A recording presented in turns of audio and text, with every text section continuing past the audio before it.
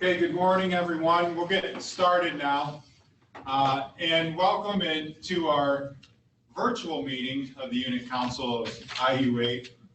Bear with us here a little bit if we have some glitches throughout the meeting. I think it's going to go pretty well, though. Just some housekeeping things, since I don't have to tell you where the restrooms are. If you look at your computer and look at your screen in the lower left-hand corner, there's a place to mute and unmute. Right now, I believe we have everybody muted, but if you would like to talk, you just go down there and click the microphone and you'll be unmuted. Next to that is a place that says Start Video. If you don't want people to see you, you can just click that and we won't be able to see you. You'll still be participating and everything. We just won't see you. I always like that option when I'm on these kind of meetings. And there's finally in that, on your monitor at the bottom, there's a chat area. If you have some questions, Janelle and Sue are kind of looking at those, and you can ask questions through the chat. So with that being said, we have about 15 or 16 superintendents and vocational directors logged in, so we'll get started. There's a slight adjustment to the agenda. Mike Vukovic and the United Way from the Johnstown or Cambria County area is not going to speak today. They are going to come in May, so you can take that off your agenda.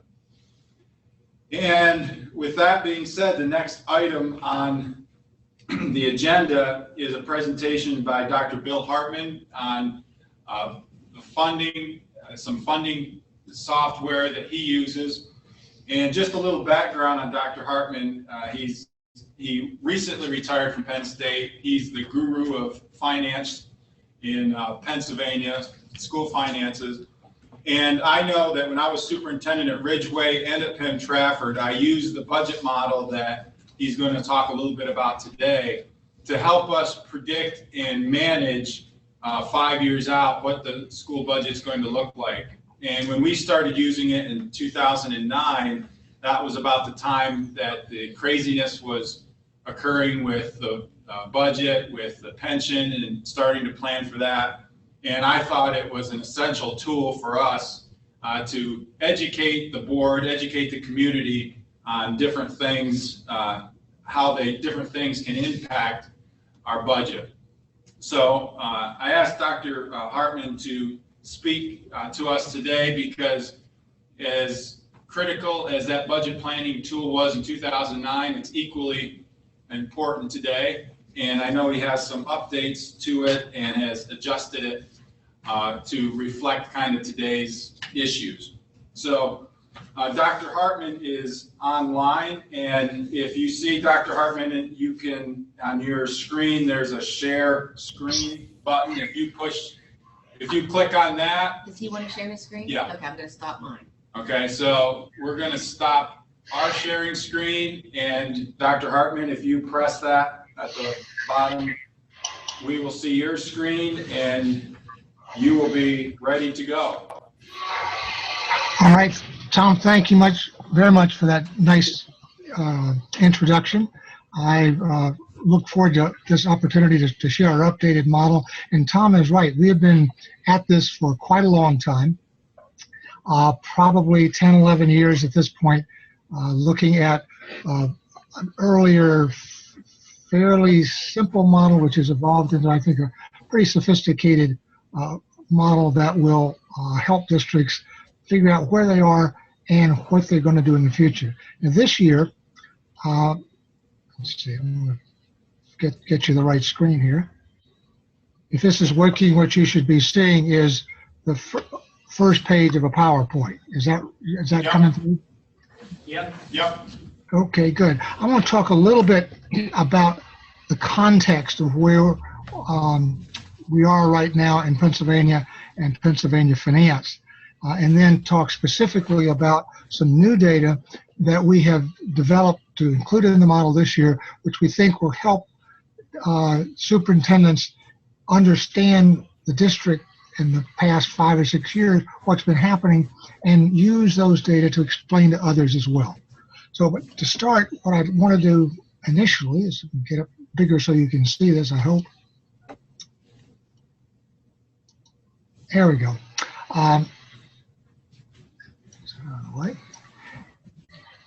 Is to talk about looking ahead, planning about what could happen in the future, and budgeting for some of the decisions that you make to get there. Okay. The first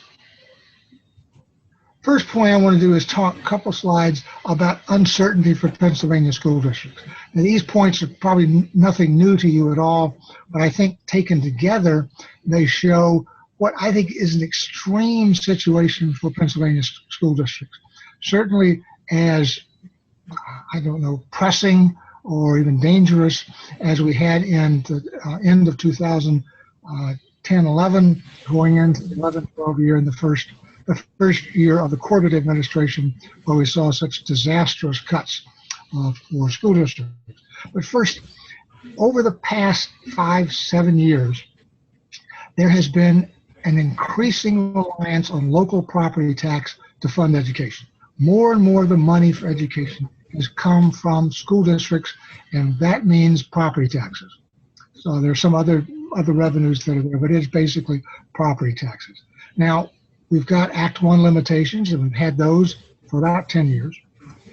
They do limit what you can do, and it's changed the nature of taxation for school districts. It used to be that you could go no tax, no tax, no tax, no tax. Whoops, we need to build a new middle school. So you jump the tax rate up to cover that and go on. Can't do that anymore. Haven't been able to do it for a while, and you have experienced that as well. So the new strategy is to prepare for the future with making smaller, consistent tax increases annually, so that you can, when you get where you need funds, you can use those monies. The other thing for doing that is your expenditures have been going up dramatically as well, particularly in a couple areas. We'll talk about those in just a minute. Now, the other sort of side of property taxes now is the call for property tax reduction. Now, this has gotten some play for a number of years in the past. This year, it got much more prominence in Harrisburg. The latest I've heard is that is either off the table or not a very strong possibility. Previously, people were saying it's a 50-50 or better chance of passing. That would be a disastrous kind of impact on school districts and for taxpayers and for lots of other folks.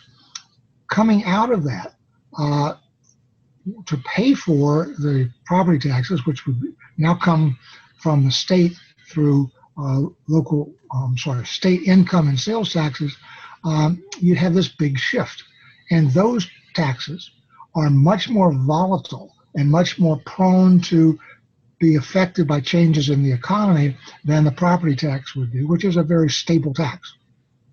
The other thing it does is that it has a massive tax shifting effect. Now, I'm dating myself here, but for those of you who have some history in school finance, I was living in California at the time Proposition 13 passed. That was the first major property tax reduction measure that was taken by any state, and that caused a lot of problems. California was able to modify that because they had a huge surplus at the time. They were able to take the state surplus and cover almost all of the property tax reductions. Pennsylvania does not have that. We're facing huge deficits, between $500 billion this year, and projected by the Independent Fiscal Office at $2 billion plus per year for the next 4 or 5 years. That's a $10 billion deficit. That's more money than is scheduled to be spent than comes in. That can't happen. So what's got to happen is we've got to either replace the revenue or make huge cuts. Now, one of the places to make cuts are things that are discretionary. There are some things that aren't at the state level, some things that are. One of the things that's not at the state level, like at the district level, is the contribution to retirement. Those are required and need to be maintained each year. And for school districts, after the 11-12 debacle, that's basically what the state was giving you for about the next 3 years or so, was their share of the pension retirement, which meant that the basic ed funding, special ed funding, were just getting very, very little, if any, new money. Now, the other factor that plays into a balanced budget is increasing taxes. Pennsylvania has a relatively low tax rate at the state level. It's been that way for a long time. And it's become an article of faith among many legislators, particularly on the R side, that we do not raise taxes. We'd rather cut than raise taxes. And cutting, unfortunately, means education in many cases. So in the future, unless something is done to adjust, there's going to be some substantial impact on basic ed funding and special ed funding and on other subsidies as well. So the revenue side of what's potentially coming up is not particularly hopeful. Now, on the other side, this is the expenditure side of uncertainty. Some things are certain and some things aren't. Unfortunately, PSERS is one of the things that's pretty certain. Continuing annual increases. And you've seen the recent changes. The earlier projections were that we were going to reach about 32% the cost rate that districts would have to pay on salaries, and it would plateau there and hold for another 20 years. That's bad enough, but now the most recent figures have the PSERS rates rising up to 36% plus. And those numbers are over the next 4 years. So we're not stopping PSERS annual increases. So those are projected to go on. Charter school tuition payments are uncontrolled. You have no control of those except what you can do in terms of trying to attract students back with your own programming. But if a parent or student decides to go to a charter school, they go. There's nothing you can do about it. And when they go, you pay. And unless enough students from your district go, and I don't think any of the districts in IU8 are even close to this condition, unless enough go to reduce at least a teacher, then all of the expenditures of the charter school that you pay are excess. You get really very, very little cost savings, and you get the full impact on the expenditure side. Additionally, other expenditure areas, salary growth and union pressures. We've had the last 5 years or more of low salary growth generally, some salary freezes during that time. So there is growing pressure from the union that represent the employees to improve salaries over the next few years. Healthcare future, your guess is as good as mine, except probably going to go up. We don't know what's happening with the Affordable Care Act. The legislature in Washington is trying to deal with that now, although they're not getting too far too fast. So we'll just wait and see what happens to that. But the projections run like 6% a year, which is a steady increase in those costs. Capital costs, PlanCon is essentially dead, from what I can tell. So any future capital costs are largely going to be borne by the districts themselves. You're not going to get a lot of help from Harrisburg with that at all. The future, when you put all these ideas or projections together, the future fiscal projections are not very promising at all. I'm just completing a study for Temple University with a colleague of mine who some of you may know, Tim Schramm, he's a business manager from Solanco School District. This is an update of a study we did several years ago. And what we have projected with very conservative assumptions in this is that by 2019-20, 70% of the districts in Pennsylvania are going to have shortfalls. That means that they're going to have more expenditures than they take in revenues.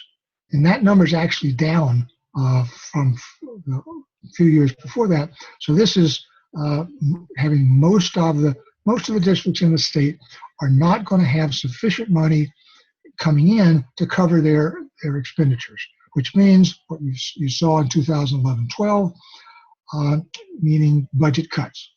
So one of the big questions is, how are you going to balance your future budgets? Again, I'll use one of Tim's favorite sayings here: E equals R.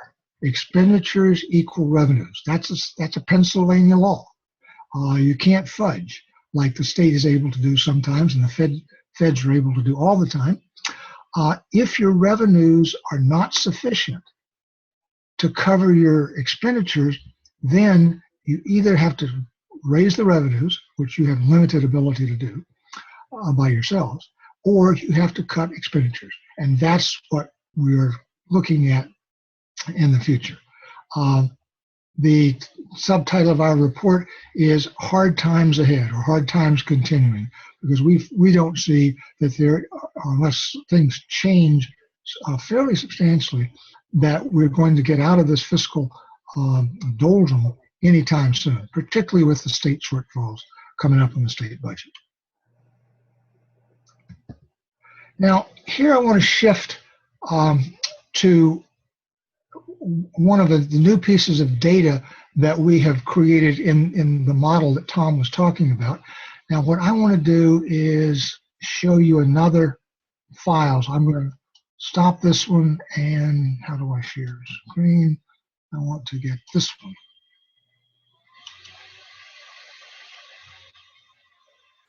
And let's see. So now what you should be seeing is something that says Hemlock School District historical data, like a spreadsheet. Is that what you see now? Yes. Yes. Okay, good. And I asked Eric Zelenko to participate in this discussion as well, because these data are ported school data. And so we've used those to show what can be done. Now, these are all historical data, and these are information that come with the model that in the model itself, we can get these data from PDE and other places. And other places, that's the tough part. And you can see a picture of what's happened to the school district over the last 5 years. There's the top sections on enrollment, and you can see in this case enrollments are going down. Poverty levels have gone up, and now they've dropped over this time period. So you can see what's happening with your disadvantaged population. LAP students are not much for this district. We have a special section on special education, which look at the students, the share district enrollment, compare the district to the state. So you can see that students going across have been increasing. Their percent of district enrollments have been going up. The state average has been fairly steady. So in contrast to the state, Portage is gaining special ed students a little faster. And now we put in some fiscal data on special ed. And we put in the district expenditures, the total expenditures that they made on special ed, the state subsidy. And you can see during this time period, the state subsidy has essentially been flat. And while expenditures went down a little bit, they're now back up, and the net district cost is rising steadily. So this is the money in 14-15, and I would expect these are going up further since that time, that the district is supporting of special education. So it is its share of special ed is growing substantially. Now, another section on charter schools. These are data that are more difficult to get. They're available, and it's more difficult to put them together. And we've had to do some calculations, but you can see the number of regular students, the number of special ed students, the tuition rates are going up steadily in both regular ed and special ed. And you've got the 15-16 because we can get those some data for that year, and the tuition payments. You can see the monies that have been going out to special ed for up through 13-14, growing steadily. A substantial drop-off, and this was true throughout most of the state in 14-15. And the special ed monies, though, continue to grow. And they continue to grow because the number of students grow, and the amount of funding per student, as you're well aware, is roughly about double for special ed students as it is for regular ed students. And so then the total tuition payments that the district is paying out is seen across the top. And these are data that you can put together, but it's hard. You take some time and effort to do that.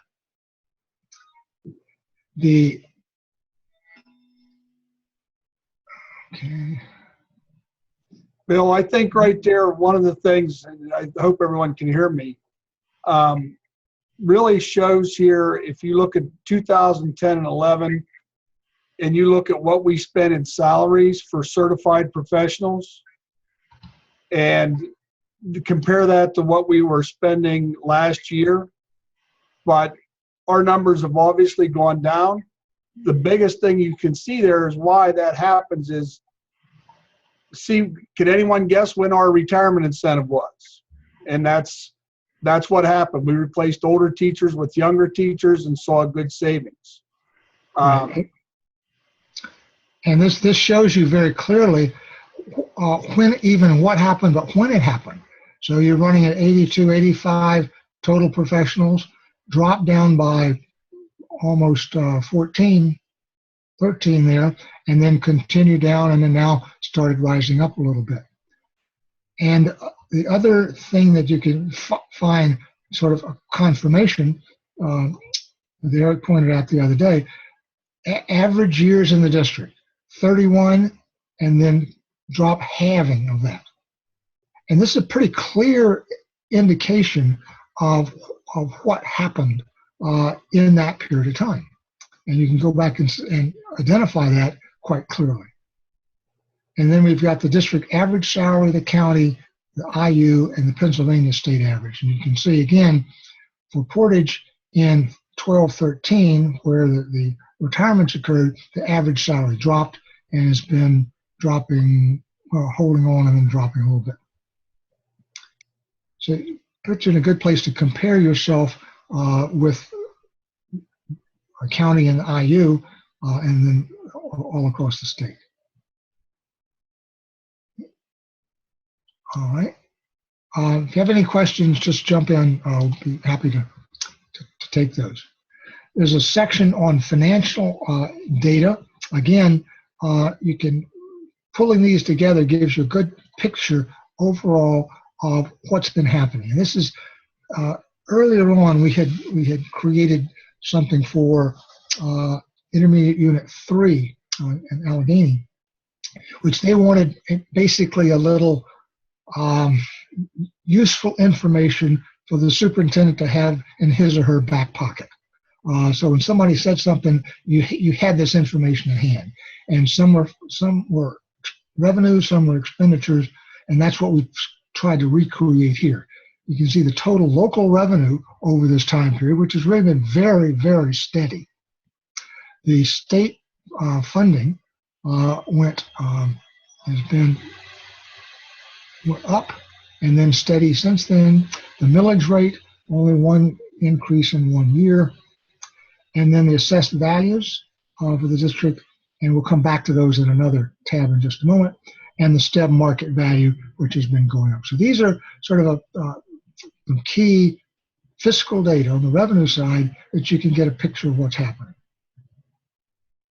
On the same time, on the expenditures, which in the light orange, expenditures have been creeping up slowly but steadily. Salaries we've already looked at up above, and you can see what happened there. They dropped off. And these are total salaries, not just the certified administrative staff up above. So these include the non-certified and other staff members as well. And then PSERS expenditures. And here's where the big hammer comes down. In 10-11, about 300,000. In 14-15, 1.1 million. That's where the budget money goes, and that's very, very typical of school districts in your region and all across the state. Now, the light red color section of this financial data are specific elements that are tied to the basic ed funding formula, the new basic ed funding formula. These are the elements that are used in calculating your share of the funding formula. And these are important elements because they change over time, and as they change, your relative share of the total basic ed funding changes. So it's not what you got last year is always secure. You still have the money, but that figures into the future years. And so if your data are changing in a negative way for the formula, you will get an even smaller share than you would have for the next year's amount of money. So we have the personal income, which has been slowly going up. The median household income, which has been going up, number of households more or less holding steady, and the district aid ratio, which is holding pretty steady. Now, as I said, these data, well, the aid ratios are very easy to get, but the personal income, median household income, and number of households come from federal census data. And those are the data that PDE uses to make the calculations. Now, you can get those if you know where to go and if you got the time to do it. Those are difficult data and time-consuming data to get, particularly over a 5 or 6 year. It's taken us to figure out how to get, even when you know, to do data collection. And you can see what Act 1 is adjusted on. So these are property tax rate increase limitations. Stuck in interesting, actually very relevant, because of the proposals in the governor's budget to cut $50 million transportation. So you got total expenditures, subsidy, the balance, which is the net amount they pay. These are data all in the new model, and they just come with it. There's nothing you have to do to get to, because they are historical data for those other places. Any at this point? I'll interject one thing, Bill. I gave this to my very point. Often when you start to throw springtime, the eyes glaze over. We can talk about athletic word means, and when it comes to millions of dollars, we can be sometimes at 5 million. And when we did this, when I handed this out, just your fingers as they went across, and they were, why this average year's salaries was good. We now understand that. It was very eye-opening for them to see what had happened.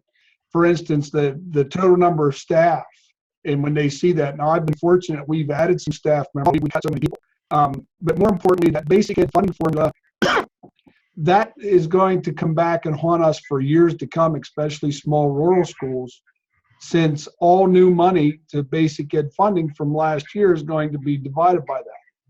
So showing them what's happening is, I think they've really appreciated that. I think they like the information. I know things that I want to know.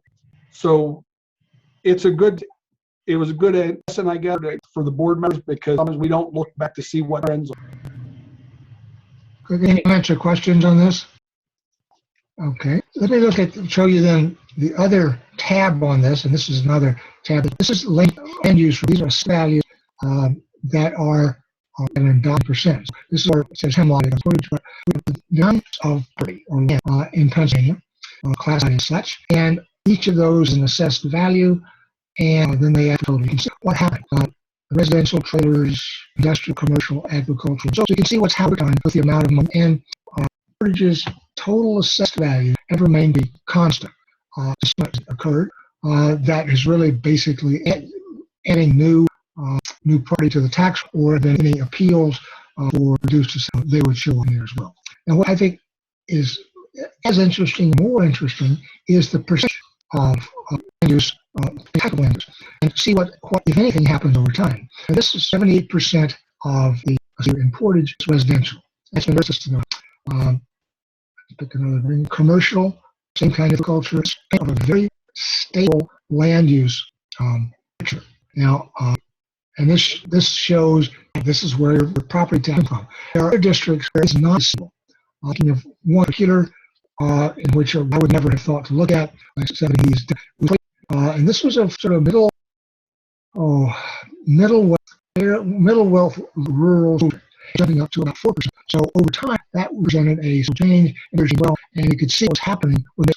Now, for each district, we compare the district land use distribution with the IU distribution, and this is what happens with the IU average. And you can see, well, because it's easier to read. Eventually, they have much higher than the IU. Commercial property, the IU has a higher share. Agricultural property, much lower. This is what not a surprise for the district. Agricultural and lower agricultural and commercial high residential. So this is where the monies are coming from. Additionally, you can compare districts with the county and see where those are coming from. Again, residential in the county is lower. Agricultural is about the same, commercial is higher. You can see what happens and compare with what's happening with trust and with the relative weight of the types of land use. Now, this is one district over 6 years, and you've got comparison with the intermediate unit and county. Now, we've, for this meeting today, created another one, which is the IU8. This is for 2015, all the districts in IU8, and we now have the percentage of land use by type of property. So I'm going to pick residential as the first one. You can see a range out almost 65, Bedford just under 50, Blackley 77. You can see and Ferndale 87, and you can see the house average is about 57. So somewhere to 88% of West Smart Hilltop. The other one that I think is the two that I think are interesting are industrial. Industrial is low. Commercial is varies substantially. Again, Altoona percent commercial. That's to Berlin Brothers almost 8%. Greater Town commercial option the residential. And Richland again you expect behind they are. So you see the wide variety that goes across. Now this is just a snapshot, but you can see across the different districts in the sections of the state. Okay, why one district raise you $250,000 when another district might raise you $15,000. And it's along the amount and the distribution of the tax. Okay. Question? Portage doesn't have Walmart. I wish we would certainly move up your commercial percentage. Yeah. Yeah, from 15 up to a little more than that bit. All right. I'm going to go back then. I have to shift. Now I want to talk a little bit then about the plan. I'll use all that quickly. But it's particularly a tool to develop 5 budget predictions. And it's based on visual data. Actual data last year, current year, and over 17. It's an excellent device for communicates work, teachers, the union, what plan and why. If someone has extra, you can then either skip this, you can explain what you've got. Input science and business management together. I probably won't say about this. This model is nice strategic budget preparation. Look at this, your salary, visit, finishing benefits, because they have benefits, you will calculate those. But those anyway. But this model uses these results in it. It's had information to template level. So, and the key understanding, it's been fairly extensively negotiations to discuss with the teachers unions, and even more importantly, show the arbitrator or the mediator exactly what's going to happen and why that 5% per year for the next 5 years, the teachers and all the benefits that they want to go along with it, is just fiscally impossible to do, and it's just a pipe dream on their part. Eric, do you want to comment, because we talked about this a little earlier? Yeah, my plans are at our April board meeting is we've done the work in the weeds. We have salary, we have benefits, we have our other costs, which we're all working on right now. So how can that information to the board and public on, how we use this, where we stand? So it's a big overview, and it takes a lot of emphasis on that. And again, and we'll point out particular items like that for our case. I've used business on it over the years. This year we'll use it more extensively simply because of where we stand. Our banding, the governor's proposal does not. I think we are net zero with salaries and benefits. So where we come to look at this, you look at big picture. We'll see how I think it's going to work out. And as Bill said, we've done it for 10 years. It moves through it. Different people, but make no mistake, it's more your business managers you use. You need to need that detail. But sometimes that detail is less than 5 numbers. So I think that's a good way to show it. 2 minutes. Yeah. Make sure I got the one up here. Okay, this is my bottom. See the different tabs, different components. I look at the overlay that we did on the map. Is the those of you who have seen this version of it, the input may come in automatically, but for focusing short look back in the short this is where you have your opportunity to look. All the cells were green are input. So assessed value, and this is an input estimation for 17, and then the future years we put a percent change rather than trying to put it much easier to say, okay, I think assessed values are going to have 1% for student, and they can either by year or if you think it's going to be heavy, the model it works is a number percent in the year 18, and the rest follow that. If you want to make them different, then you just go ahead and change them. But we have it to make. We found that what is best to do is start with a 2017-18 budget. This is where you can 17-18 budget. It doesn't commit you to this, but it gives you a place start. Any number you type in here can be written. You type it in again, and once that happens, the whole model changes. So you've got data on the assessed value, millage, which is calculated in the model for you, or show you actually put it, you can do collection rate and so forth. Now under millage, the model automatically calculates what's the maximum percent increase you can get in under Act 1, what that translates in terms of millage. So this sets your maximum millage rate for each of the succeeding years. And then in this green box, you can type millage you want. And if you want to type in the maximum Act 1 for that year, you simply type it in. And then everything flows through it. In this example, and this part of the model is not portage. Example, we've typed in $0.5 increase. So it says that at $0.5 you could have a $0.5 here. You could have 0.85 mils. You're using 59% of your maximum, and you put in what exception millage may be possible and how much you want. As you probably know, you can't use exception millage until you've used all of your Act 1 millage. So the model is set up to show that unless you've maxed out your Act 1, these retirement millage and exception millages won't let you, and if you try, it'll damage. So we've tried to make that as easy as possible. The expenditures, basically this puts in reports by object, and then by, in some cases, important sub-objects. So we put in total salaries. That's where Eric was talking about building your salary data, and then you plug that in here. Estimated rents, Social Security, so forth.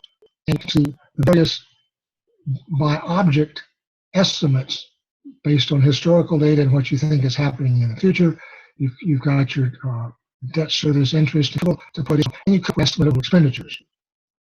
And then for each of those, you put in your expected changes in the future. Here, we've used a 2% salary increase. These percentages of Social Security are the latest that we used in 2 years. So it's a change, it's something, and these are the latest PSERS rates going up to 36%. The interest and bond issues and so forth, you put in dollars. We found that much to do with your debt service schedules than to try to do percentages. On revenues, we have major sources, local, state, federal revenues. The current, which is calculated, you put up above. Don't that changes that. It's so easy to do. Gives you other kinds of taxes. Act 511, sorry. Proportional tax is largely the earned income tax. The delinquents in there, and add up all the other local kinds of revenues. You get a total local state. This is then your estimate for the state appropriation for 17-18, which who knows? But the nice part about this is you put in a number here, and in several months down the road, that number changes. You simply go back to the model and put in the latest estimate. Everything flows through, and then percent expectation increases in state aid. Now, I've shown all these numbers positive percent increases. You can put in minuses. So if you think things are going to, then you can put minuses to it. Space cost, and then the various states, including the retirement, and you come up with a total estimate of state revenue, and your federal revenue we just lumped together since the big federal money has disappeared. That's not worthwhile to break them out separately. And then you get total revenues and then your fund balance.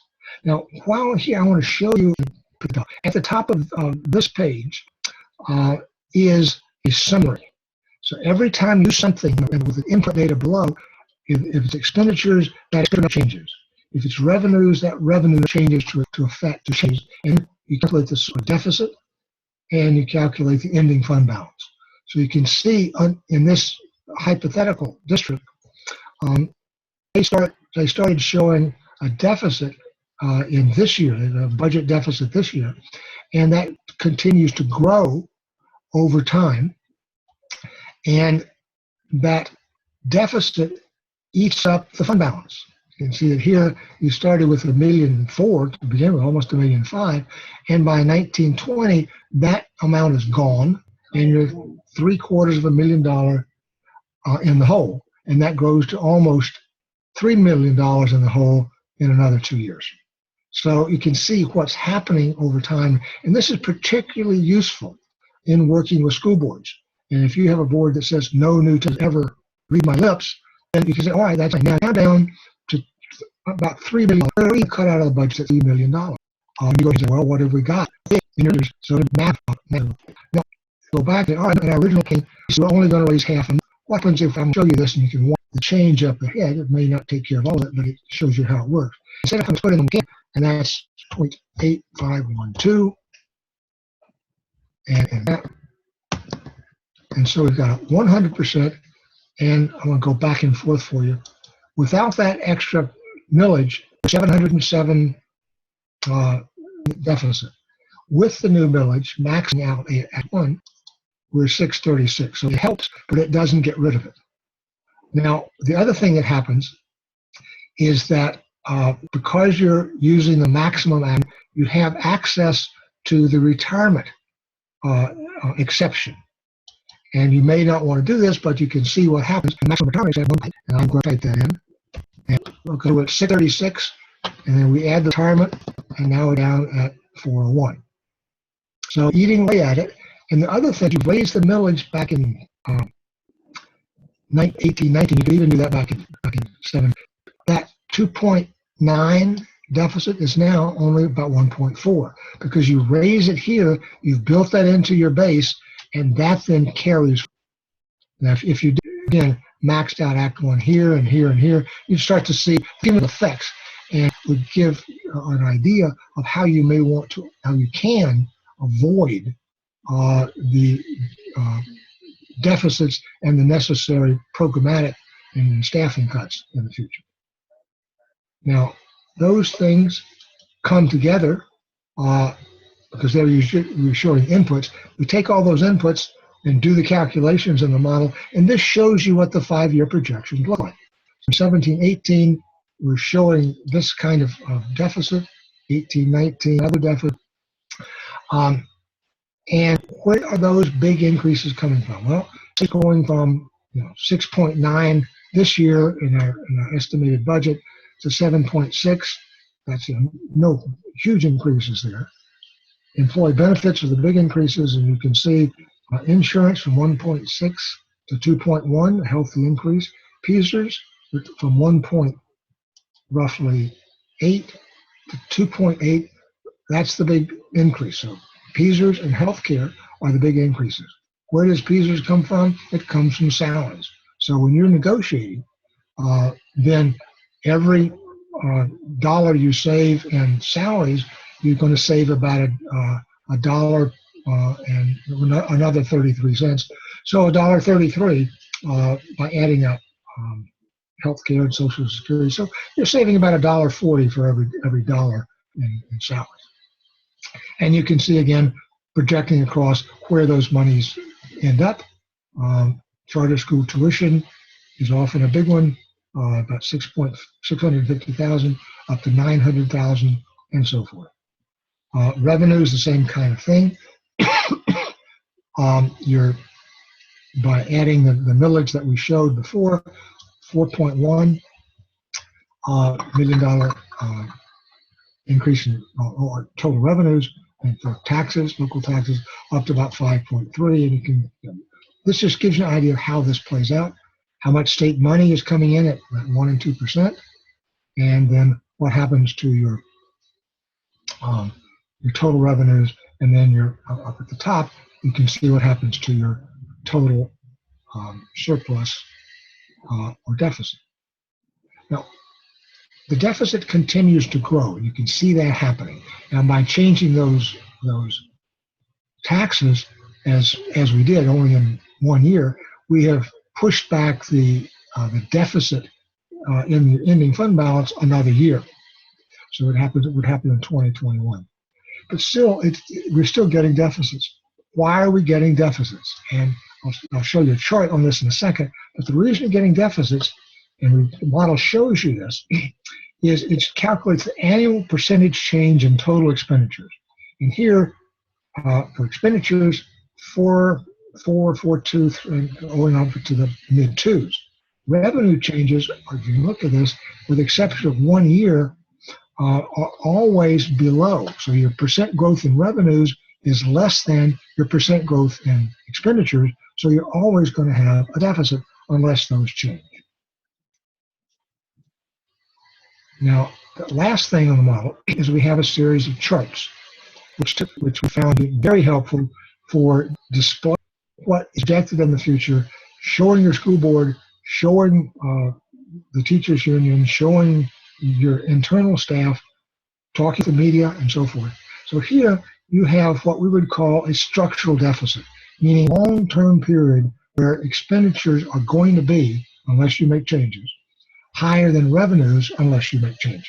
So at this point, with the inputs and the assumptions that you have, you're going to have these revenue. This revenue line is going to be above the expenditure line is going to be above the revenue line.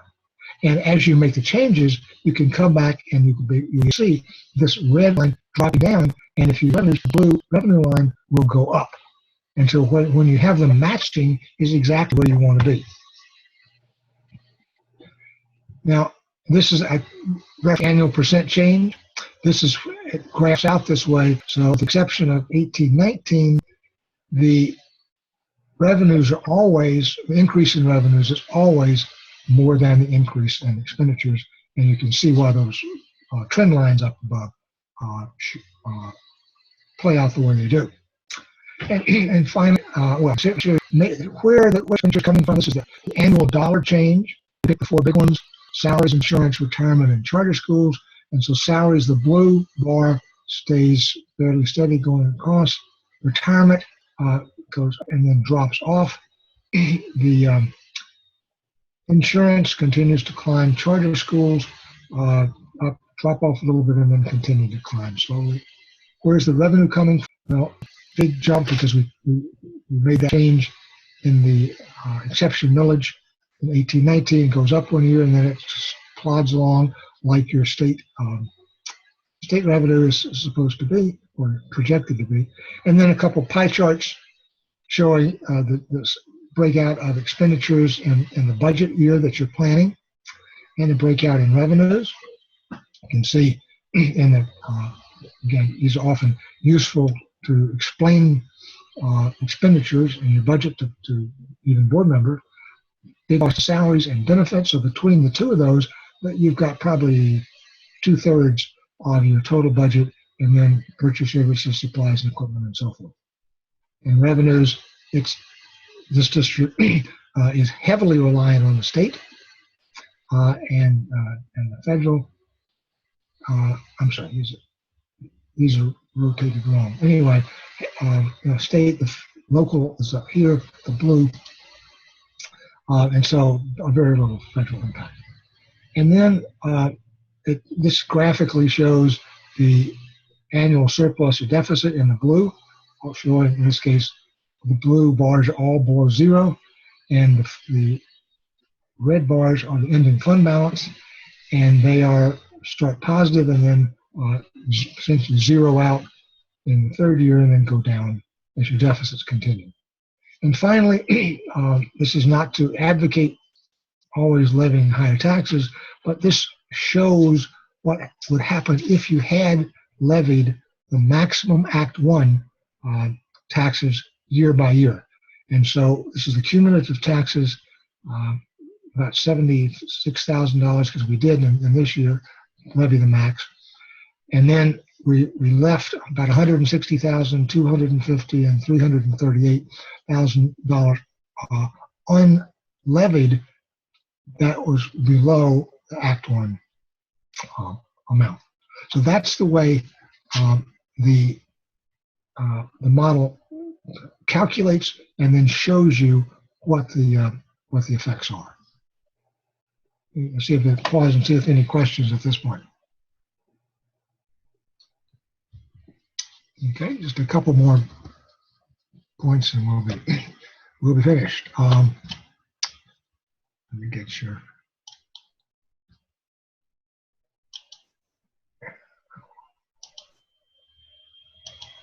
Okay. Now, the PowerPoint next saying planning approach. This I think will make us. I'll see on exterior page or the you range projection by taking on you have 1,000 lines on a spreadsheet, and it's just what your business manager can deal with. So some of the major objects and a few important objects to keep them to level. The same approach, the key sources as they result of deficit, and then ending fund to really focus on what's the district in financial trend itself. Orders to be budgeted for next year, and you can't do that anymore. So now the focus is on multiple years. You need to see do there and what impacts in the future, particularly things village increase, not increase. Things like salary cuts. Salaries only affect the PSER dollars, and then they will affect the health dollars as well as if they're tied to salaries. So you can results over multiple years, and importantly, put some systems do to inform first budget choice. No new tax, which we've heard lots of times, has serious implications on that's politically globally. It has difficulty in that. The thing about the model is to use keep nobody you don't have to cover every change. It's what we call a what if that is happens, and see a variance of your choice. And you do that by trying activities. If it's by 1%, have to expenditure. What happens? What happens if we raise our tax to maximum each? What happens to revenue impact? The deficit is that reasonable. And state to get funding. Are you getting for 2018? How's the thing that you do in the future? I certainly you don't. People never don't. Those decisions. But trying to what happens. And for that, we actually have a million and a half year talk about sales, piece of change. I don't think the red energy. They were only care, articles, and all that kind of energy. And as you make chips, they are hitting on the number, you can see what's the impact on the district. And you can do this. This is a very safe environment for doing that. You can do it without making those decisions. Or you can do it as an internal operation in the district as part of your budget planning, so that you'll be prepared for word questions or media questions or union challenges for a variety of things. So as I said, we've been doing this for probably 10 plus years. Had a lot of success, and districts have done some, I think, some very helpful, made some decisions that all took that. So finally, you have this. If you're interested, contact me. I can talk about mission and the input process. Let's up here is what and see if there are questions. Well, again, I want to say that it's been from when I was superintendent, seeing a couple districts to increase taxes they had 50 years just by using that 5. So anybody that is interested in more information, you can see contact information there for Dr. Hartman. I encourage you to look into this, and so if there are no other questions, thank you, Dr. Hartman. I appreciate it, and hopefully we'll be talking again soon. Well, that's fair. Thank you very much. Some opportunity to bring your kind of we will hope to do sometimes. Okay, thanks. I know. Okay, so continuing on the meeting, at the last meeting, it was suggested that we invite Scott Worker to come today and talk about his vision for education, and he was busy today, he couldn't make it. We also are inviting him to the meeting, and never heard anything yet. So that was a suggestion at the last time we got together about that. Unfortunately, my is unavailable to me. And let's do our check. The IUA general budget plus was sent out yesterday, and we appreciate your support for the IUA and those for the budget in the files there. Is Dr. Gill on board at all? So I'm What's the update, please? So great. I'm not your receiver. It was very interesting. It was property test. That's where our testing worked for us. And we've been working with. I'm going to read to you in case you didn't get it. I said, dear leaks, I would like to give you a professional on the status process. Those enough to my team that they don't enough votes to pass any bill related to press. All these reach out to you with concerns should be kind. The numbers make a difference. He said, working out because it'll get cracked at some other time. But he wanted to thank us for all we're doing because we know that the property tax is a big issue with us department in this precinct. The other thing that we remember is the Parks conference is coming up. There'll be the Act 5, and of course the golf outing and what have you. A little different plan than in the past with different events happening. But it's out for registration now and it is the end of April. That always towards the same thing, same goal. So that's all I have to report at this time.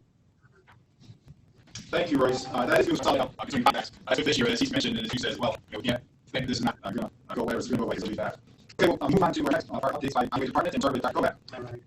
Go doesn't have anything today. Someone is tonight.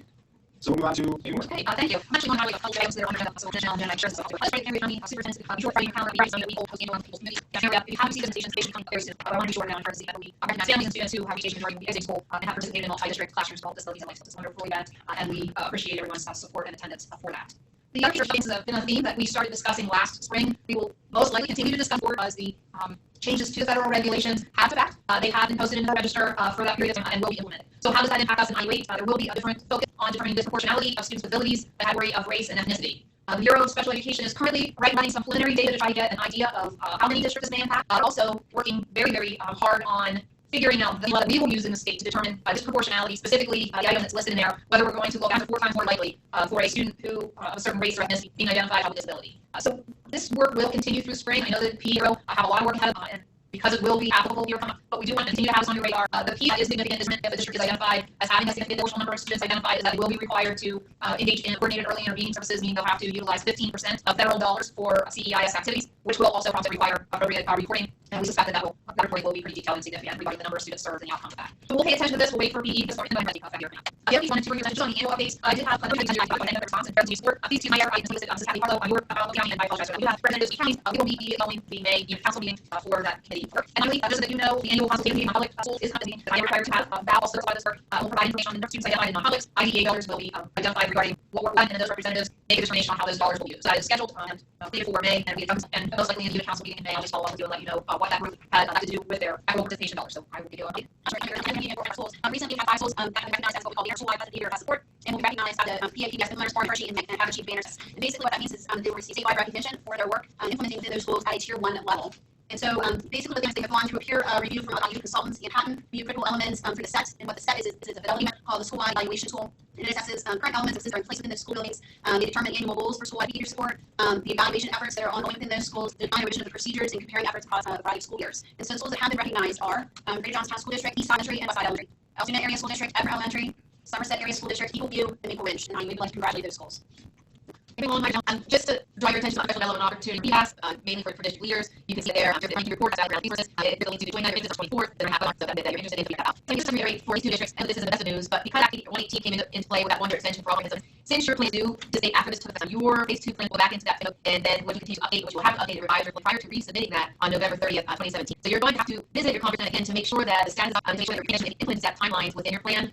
So now, phase 2 comes next time, like years 2017, 2020. You have to lock the event goal prior to that finish date of November 2017. So you don't have to put a lot more time into it. You just have to make sure that the plan's up to date and have that just to bring all that stuff back up to date. Things just that we'll take any comments that we have. There's that 2 webinars, school improvement planning, a webinar alternative for your information, and also a channel 1 live webinar. April 6th, those are I got into with what's called Entry, and I did the website there in case you just check that out. If you are looking for to engage families in a positive way, families and communities, it's a private networking company with Bill Judge School District. So it does mirror and look a lot like Facebook. That is probably not open to the open to your school community, and it's actually a pretty neat tool if you're looking for something other than Facebook to reach out to your families. And it's always very positive, very interactive.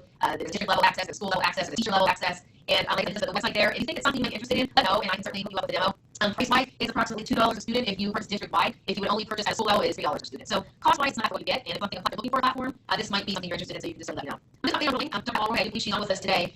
She wrote a white paper that's located on our website titled Solutions for Virtual for World Languages. So certainly feel free to check that out if you want to learn more what that is doing and the purpose. And I also have a handout that we sent out along with your packet. She will be offering a series of webinars beginning in March. Well, actually, now in May she gets more of those to really introduce people to what's possible in our language instruction. And she does list on your blog, if you can check for updates. Pat, if there's anything that you want to chime in, please feel free. But I do know that the network meeting, the network meeting is going to be available, including Bring One Stay, to talk more in depth about the possibilities with world languages with Pat. Pat, do you want to add? No, thanks. I did a great job, and the curriculum network will probably be great. But I'll send some just kind of talk about what we're doing and just give a virtual tour of courses and how it works for any of your folks. If the times don't work, just please don't hesitate to call me. I can set up private meetings. Thanks, Pat. And then just Sean Sorelli is now on board evaluate as our special projects coordinator. He just this past Monday and has jumped right into Adams planning mainly. Our numbers for Adams are in 1,300 range right now, so we are working to get the sites scheduled and teachers scheduled and all of those sorts of things. Registration for students will end actually today is the deadline to accept registrations, and he's doing a great job. So if you see emails coming from him, you now know that that's who is our special project coordinator. I think that's all I have. We also have updates with upcoming events and trainings. Very lovely upcoming trainings and events. Just so you know, our IU Extend Connection got our attention to them on March 31st. We're actually going to conduct that at the Windberg Elementary School, and we're going to post that within their STEAM program. What we'd like to do with our STEM Connection meetings is start those meetings on the road and post them as to showcase the great things that are happening in the STEM world and can learn so much from what everyone is doing live. So that's kind of our plan. So everybody's more than welcome to and read the exact information on that actually this morning. That is all that I have. Okay, thank you very much. Next. Looking on here, you can see program guides regularly need to minute, which well understand. We have to go through this PA policy list that circulated, especially these behavior policies will take care of most of it. We go for services, they have a requirement to be request for proposals, except for food service and better rates leading for transportation. But this new regulation, if you're using federal money for services, and those start to see $150,000, you will need to do an RFP for services. Here we identified two school districts who are using IDA funds in excess of $150,000 to pay for our services. Some guidance we've got so far is that we have a governmental revenue agreement that will share services. The preliminary guidance says that that would come from bid or request proposal. But if you were using, say, someone like a bridge or a learning land using federal funds, that would exceed that. You would likely have to engage in a request for proposal. So we're going to listen to work on intergovernmental shipping, and we'll probably ask every case, the purchase of services with us exceed $150,000. All I have, I'm just for your time. Val, do you have anything? Real just a piece of request. Basically, we are going to do some information on a student leadership program that is a little more generous than the regular teacher entrance program. It's going to be available to our employees in all of our districts if you wish to participate. The only thing that others are going to do is forward copy all of our employees. So I just wanted to get that in there. The superintendent's reference library, I know I meant really, but I've received a number of more requests for pieces of information on collective bargaining agreements this year than I have previously. I enjoyed providing that information when I was delivering for you whenever collective bargaining agreements. So your list on the HR page, under Team Sports Staff Track 23, we have current agreements on the superintendent's reference library, and if you are not listed there, the most recent we have has expired. So if you post to me, have your business email those to me, or tell me to cut you out of the loop and have business manuals for those items if that's something you're interested in, help you out there. And the last piece of information link to again, March, please get to you and tables it before 24. If I have you. Okay, before we go, Tanya, you are in the open campus. We have open campus immediately after this, so just stay right in line and go up and fire open campus. And so I can look, so start throwing things out. We do need a motion to accept as January 13, 2016 council. I need a motion, Dave Lane, thank you much for making a motion. And Eric, I appreciate it. Get your second on that. Okay, very good. So that's our first program. Open that bell, and we have about 16. So if you're here for the open campus, stay online, and we'll start here in a few minutes. Other than that, have a great weekend. Enjoy the snow.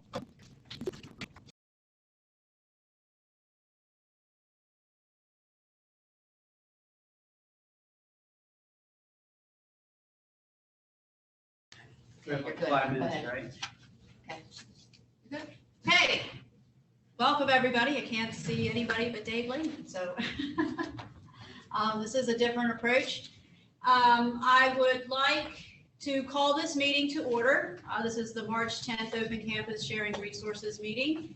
And can I have a motion to approve the January 13th, 2017 board minutes, please? Anything on the chat? I can make that motion, Melinda. Thank you. That's Royce. Yes. Second. And Tom second. Thank you.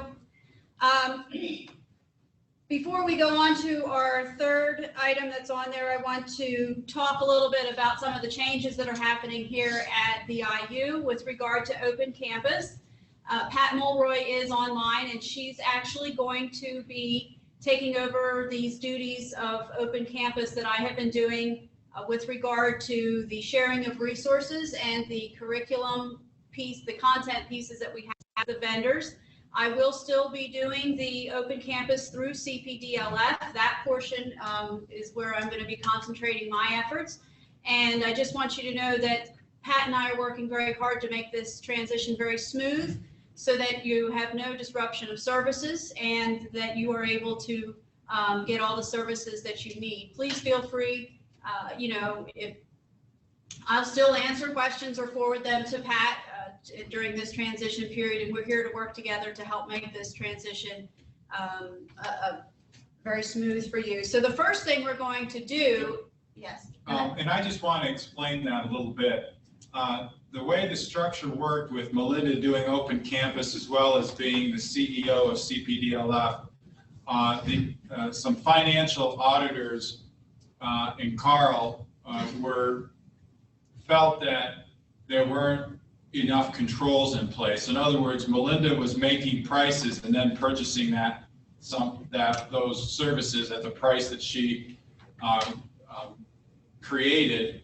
So we felt that there needed to be a firewall between Open Campus with Melinda's position and Melinda's position at CPDLF. So Pat Mulroy's been doing this kind of activity for years, and our two programs, the World of Learning and Open Campus, are similar programs anyway.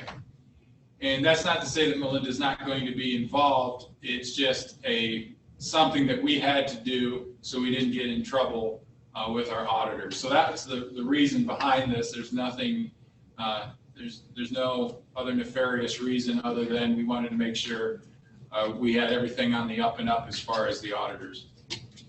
Okay, thank you. So with that, the first thing that Pat is going to, she has prepared for you is to offer the summer credit recovery courses, and she's been working on that. And with that, I'm going to turn that over to her so that she can explain what she has available for this summer. I've had some questions on summer school already, and so we felt you needed to know this information. So Pat?